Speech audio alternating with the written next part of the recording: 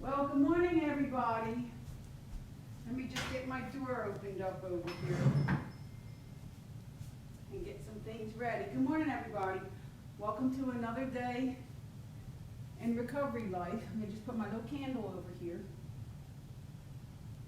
Not going to put the meditation music on because it's too loud and it disturbs me while I'm trying to talk. But anyway, good morning. Today is January 5th, so welcome to another day in recovery, because apparently we're both here. This is a good thing. So today's meditation, it is day 18, and it is about strengthening the bond between us and our higher power and us and other people. So I'm going to start off by reading it, so settle yourself down. Okay. Day 18, strengthen the bond. I drive you crazy? Well, you drive me crazy too. Imagine a grown woman talking and thinking to air all the time, doing whatever she can to be with you, the Creator, because she just knows you are there. Then I take from you whatever you are, direction in living my life that works when I work it. I like that taking time with you spills over into wanting to take time for others. I like that I actually want more and more from what I term God. God, please know that to me, my life is worth strengthening our bond, however I can. Because when all else fails, you are still there in some odd way, never seeming to care what I call you, ready to help if I ask, and sometimes when I don't. So now, with this meditation today, if you go up and see the journal that I posted today, I suggested that you focus on step 3. And I make the statement that step 3 is a force to be reckoned with. Because in this meditation, I'm talking to my higher power. And at times in there, I'm contemplating life. But the idea is I'm talking to my higher power. And in step 3, like sometimes people might not realize, but we're talking to our higher power. We're saying, we made a decision to turn our will and our life over to the care of God as we understand Him or her, whatever it is that your higher power is in your heart, whatever that belief is. And it is a powerful, powerful, powerful step. And it is one that truly will make you fall in love with life, because it gives us that, step 3 gives us that ability to do something with, with the stuff that we get into on a daily basis, or even if it's, when we're first coming in, but the steps, we're always applying the steps in our life in some way. So in the beginning, we say, okay, we make a decision to turn our will over, and we're in this process. But as time goes on, it's like, hey, throughout the day, you use your steps, So if you're going through something, this is a good time, and you're struggling with it, or something's going on, it is a coping skill to be able to say, okay, things are getting out of hand. Let me get quiet. Let me turn this over. Let me make this decision, And it comes in many forms. Like everybody's third step will do similar things but different things, because it's your third step and it's your experience and your strength and your hope that you will get from that step that helps you in your life of recovery. So I'm going to tell you a story about the third step, because it becomes personal to each of us. Though when you might go to a meeting or somewhere, I tell you in the journal to go ahead and Google step 3, because there's an abundance of information out there that you can have access to and gain some insight into that can help you in your day. So early in my recovery, I'll tell you this story now. I was working, if you look back through the Facebook, if you scroll back, you'll see I crawled up the art museum steps, right? But right across from the art museum, in the 90s, I used to work there.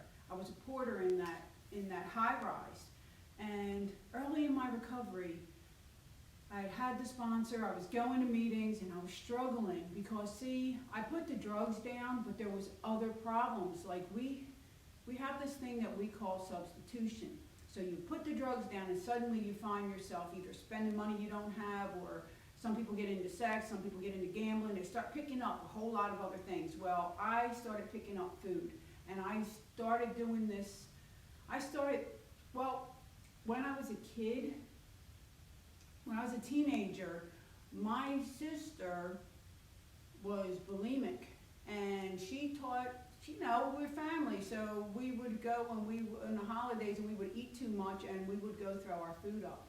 So it was something to where it was an old behavior that in recovery, once I put the drugs down, for some reason when I would get jammed up in my head, I started acting out with food and throwing up, and I got really messed up in my head because here I was clean, and how could I be doing this behavior, going to meetings, and I'm working with a sponsor, and now I got this really bad behavior that was like, I wasn't trying to lose weight or anything, I was just screwed up in my head, and I was trying to use the food to shut it up, and to fill that hole inside of me.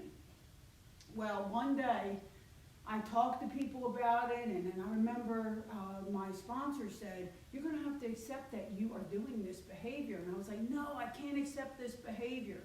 So I wound up, I acted out one day. I was in downtown Philadelphia. My job with Parktown Place is right there downtown. And I wound up in an empty apartment inside the building that I was a porter in.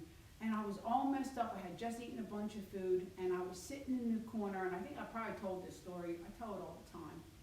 But I had my hands in my head like this, and I was crying because I acted out, and I felt like I didn't want to be here anymore. And at that moment, see, I have been going to the meetings, and I have been hearing the steps and stuff about them, but this was the moment when step 3 really resonated with me, and I caught something from it that I would retain for the rest of my recovery, still all the way up through today. And that was, as I sat there on the floor, all messed up in my head with worry, with concern, not wanting to live, I realized, and I looked up to my higher power, and I said, God, I don't want to die, I just don't know how to live.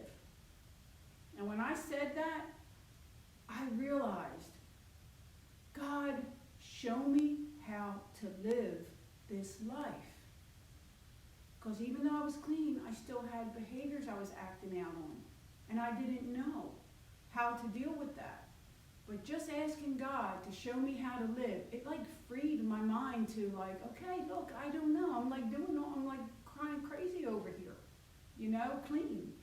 And then I started to get time from that. Like I started to be able to say, okay, I need help. God, show me how to live. That was my 3rd step. And it was so deep in me. Then I fell in love with the step because I'm like, oh my God, this is a coping skill. This is something that can really help me in my recovery because I get, in my head a lot and I can just turn it over. That's what they're talking about, turning it over. And when you turn it over, you ask God to show you how to live, He does. And how does He? Through people, through a lot of different ways. So the 3rd step, continues and you just don't go through it once. Because unless you don't ever have any other problems. Now, if you don't have any other problems, well, that might be different for you. But for the rest of us who, from day to day, we have good things that we're grateful for, very grateful for, but there are them moments. But there is nothing as sweet as realizing that your higher power has given you a tool to help you in the moment, if you use it. Like it says in the meditation, when we work it, like, you can just say some words, or you could really mean it and say, I really need this help, and I'm going to take it. But show me. And then when He shows you, you got to take it. Okay, so on that note, I want to tell you about something. So this here, let me walk up and show you. This is Voices in Recovery. If you can see that, and it's down here, I hope I got that up there, at the Edney Building at, what's that say, 11, let me get my glasses on, 1100 Market Street, January, February, March. You see this date, February 27th?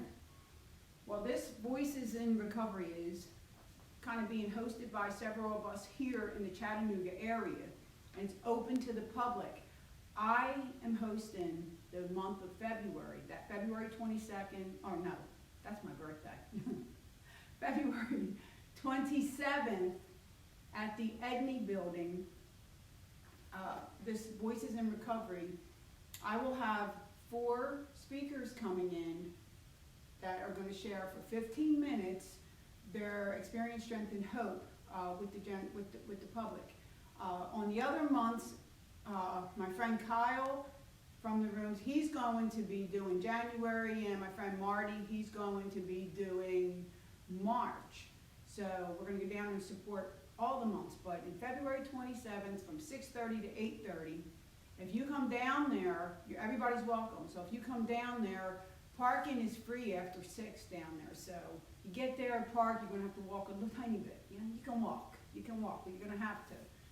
And come up there, it's just, there'll be coffee, probably some refreshments or something, or you can bring your own, because it's a community room that we're having this in there. But I have 4 speakers, and as it gets closer, I'll let you know who them 4 people are. And so you come out and join us and hang out and have a good time. And then, what else is happening? Okay, so next Saturday, I'm going to be over at McKay's doing a meet and greet with my recovery journals. So you can come by and get one, and buy one. And I told you yesterday, if you buy Journal Volume 1, and you say to me, Veronica, I'm your friend on Facebook, I will give you one of the 31-day recovery journals to give to a friend, somebody that needs it, okay? So I commit to that for you. All right, so today, what else have we got? That's it. All right, this is a good day in recovery. I've got some, it's my day off, so I'm hanging here at the house. I'm going to take some things down to my daughter Carly later on, and then I have to take some books down to Starkey. But that's fun stuff that I do enjoy doing on my day off. And then I'll probably do a little bit of chores in my house, do some wash, like normal people do. Okay. All right, you have a wonderful day in recovery. Stay clean, stay sober, stay out of trouble, and have a wonderful day. And if you're a regular person, have a regular kind of a good day, okay? And strengthen your bond, whether you're regular or you're distorted. All right, have a great day. Bye. All right, need glasses. Where's glasses to turn it off? All right, everybody, toodles. Have a good day in recovery. Bye.